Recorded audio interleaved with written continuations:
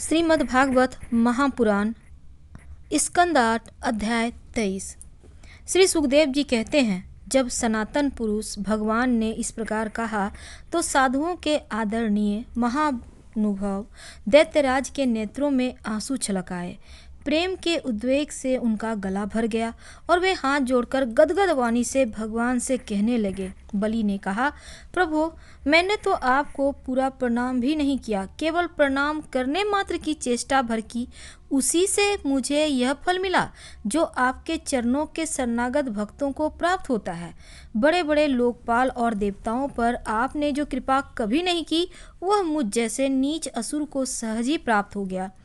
श्री सुखदेव जी कहते हैं, परीक्षित यूं कहते ही बलि वरुण के पासों से मुक्त हो गए। तब उन्होंने भगवान ब्रह्मा और शंकर जी को प्रणाम किया और इसके बाद बड़ी प्रसन्नता से असुरों के साथ सुतल लोक की यात्रा की। इस प्रकार भगवान ने बलि से स्वर्ग का राज्य लेकर इंद्र को दे दिया, अदिति की कामना पूर्ण की और स्वयं उपेंद्र बनकर वे सारे जगत का शासन करने लगे। जब प्रहलाद ने देखा कि मेरे वंशधर पौत्र राजा बलि बंधन से छूट गए हैं और उन्हें भगवान का कृपा प्रसाद प्राप्त हो गया, तो वे भक्ति भाव से भर गए। उस समय उन्होंने भगवान की इस प्रकार स्तुति की। प्रहलाद ने कहा कि प्रभु, यह कृपा प्रसाद तो कभी ब्रह्मा जी, लक्ष्मी जी, शंकर जी को भी नहीं प्राप्त हुआ, तब दूसरों की बात ही क्या है। विश्वबंधु ब्रह्मा आदि भी जिनके चरणों की वंदना करते रहते हैं, वही आप हम असुरों के दुर्गपाल किलेदार हो गए।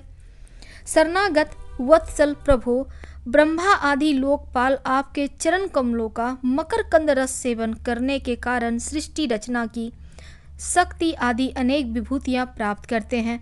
हम लोग तो जन्म से ही खल और कुमार्गगामी हैं। हम पर आपकी ऐसी अनुग्रह पूर्ण दृष्टि कैसे हो गई जो आप हमारे द्वारपाल ही बन गए। आपने अपनी योग माया से खेल ही खेल में त्रिभुवन की रचना कर दी। आप सर्वज्ञ, सर्वात्मा और समदर्शी हैं, फिर भी आपकी लीलाएं बड़ी विलक्षण जान पड़ती हैं। आपका स्वभाव कल्प वृक्ष के समान है, क्योंकि आप अपने भक्तों से अत्यंत प्रेम करते हैं। इसी से कभी कभी उपासकों के प्रति पक्षपात और विमुखों के प्रति निर्दयता भी आप में देखी जाती है। श्री भगवान ने कहा कि बेटा प्रहलाद, तुम्हारा कल्याण हो, अब तुम भी सूतल लोक में जाओ। वहां अपने पौत्र बलि के साथ आनंद पूर्वक रहो और जाति बंधुओं को सुखी करो। वहां तुम मुझे नित्य ही गदा हाथ में लिए खड़ा देखोगे। मेरे दर्शन के परमानंद में मग्न रहने के कारण तुम्हारे सारे कर्म बंधन नष्ट हो जाएंगे।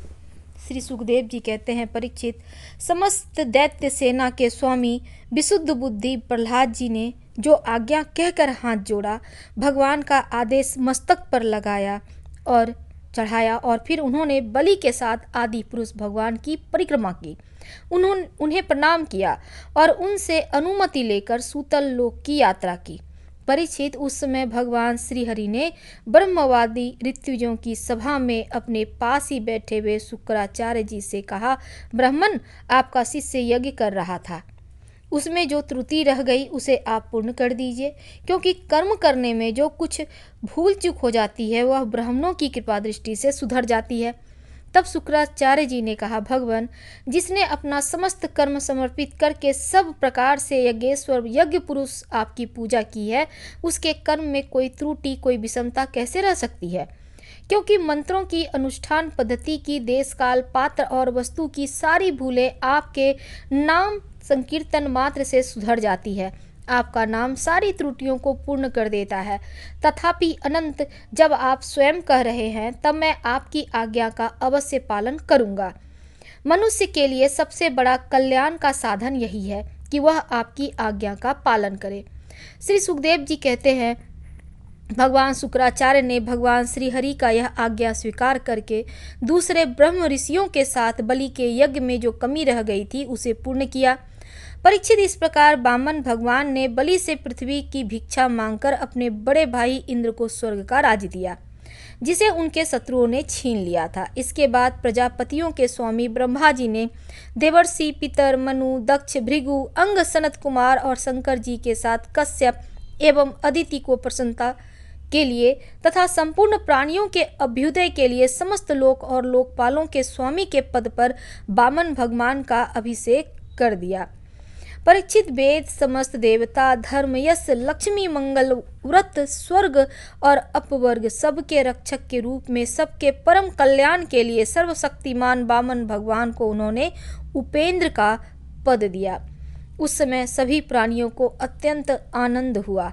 इसके बाद ब्रह्मा जी की अनुमति से लोकपाल के साथ देवराज इंद्र ने वामन भगवान को सबसे आगे विमान पर बैठाया और अपने साथ स्वर्ग लिवा ले गए। इंद्र को एक तो त्रिभुवन का राज्य मिल गया और दूसरा वामन भगवान के कर कमलों की छत्र छाया सर्वश्रेष्ठ ऐश्वर्य लक्ष्मी उनकी सेवा करने लगी और वे निर्भय होकर आनंदोत्सव मनाने लगे।